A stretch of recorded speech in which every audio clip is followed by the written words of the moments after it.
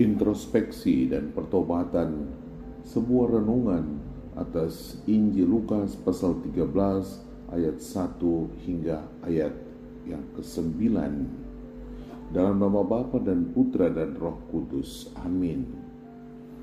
Saudara-saudari terkasih, para sahabat Duk in Altum, kita mengetahui bahwa dalam banyak kutipan Injil ditemukan bahwa orang-orang Farisi dan ahli Taurat Israel ingin mencobai Tuhan Yesus Sang Guru dengan berbagai pertanyaan yang menjebak. Mereka ingin menempatkan Yesus pada posisi sulit, baik itu melawan Taurat Musa, misalnya tentang perceraian, maupun melawan kekaisaran Romawi. Sebagai contoh, apakah layak membayar pajak kepada kaisar? Dengan berbuat demikian, mereka mendapat alasan untuk membawa Yesus ke hadapan pengadilan. Yesus telah mengetahui maksud dan pikiran jahat mereka.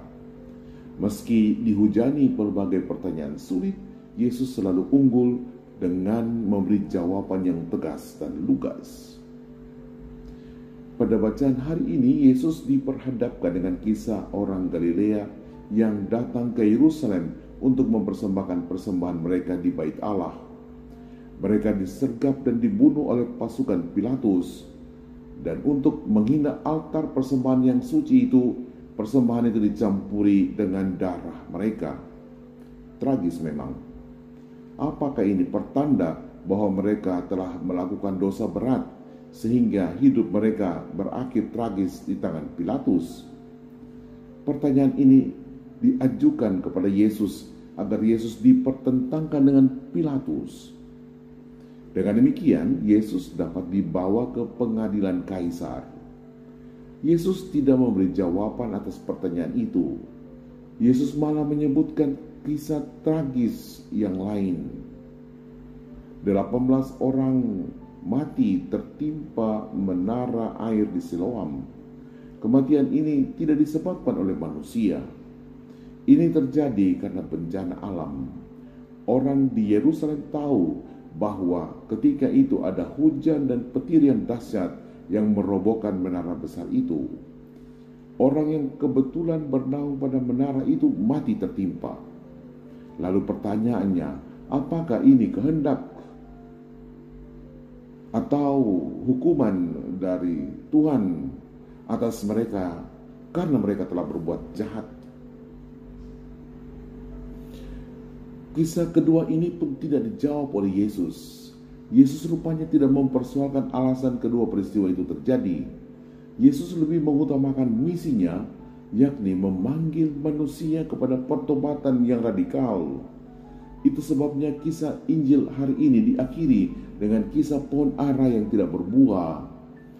Pohon itu layak ditebang karena tidak produktif. Namun sang penjaga kebun memohon agar pohon ini tidak ditebang. Ia meminta agar dia diberi kesempatan untuk merawat pohon ini lagi. Dengan mengatakan bahwa pohon ini layak ditebang, Yesus sedang menubuatkan kejatuhan Yerusalem. Bila warganya tidak bertobat, para pemimpinnya tidak bertobat dari kejahatan mereka, niscaya mereka dan kota mereka akan hancur lebur. Dan hal itu terjadi pada tahun 70 Masehi ketika tentara Romawi menghancurkan kota suci Yerusalem.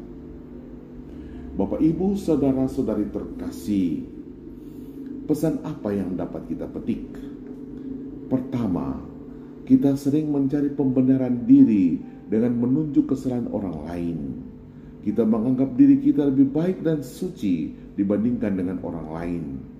Sikap kesombongan rohani ini ditentang oleh Yesus. Hal yang kedua, kita diminta untuk lebih fokus pada pertumbuhan hidup rohani melalui introspeksi dan doa. Dengan memperbaiki diri, kita makin menemukan kedamaian hati dan bertumbuh dalam kesucian. Ketiga, introspeksi mesti dipuncaki dengan penerimaan sakramen tobat, laku tapa, dan penerimaan sakramen Maha Kudus dalam Ekaristi suci. Semoga sabda Yesus hari ini membantu kita sekalian untuk terus memperbaiki diri, bermetanoia, dan berbagi kebaikan dengan sesama. Dengan berbuat demikian, kita terus bertumbuh dalam kasih Tuhan secara melimpah. Dalam nama Bapa dan Putra dan Roh Kudus. Amin.